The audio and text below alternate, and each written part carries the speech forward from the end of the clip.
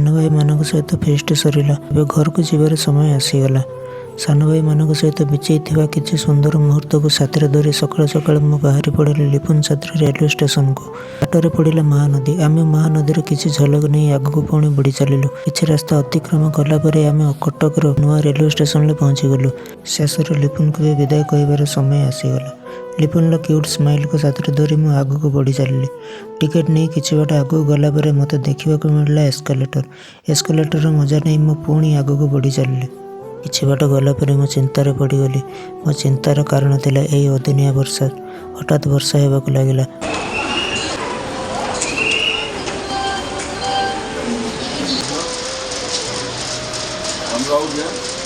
किस समय पर 1 नंबर प्लाटफर्म रे आसी पहुंची नीलांचल एक्सप्रेस।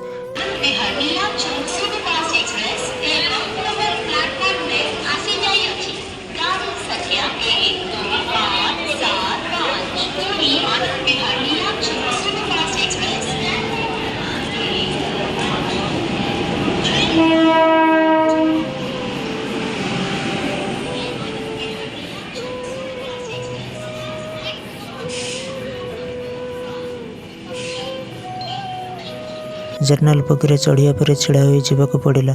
यही समय भितर मो नजर आग केबिन नथिबा सार ऊपर पड़ा। सार तांकर पेटर भोक को शांत कर लगी पड़ते।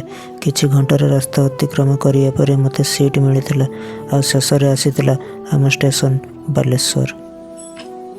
6:30 होगला। बैग मुझे रखी। बैग भी स्लाइड टे उदा हो वर्षा होता जमी आप देखुवे। टे फ्रेश होगा। फ्रेश होगी खाइबा टे खाई आराम से शोई पड़ा। पुणी काली ऑफिस जीवार अच्छे। आ गोटे नुआ ब्लॉग रे पुणी देखा। रोची नमस्कार।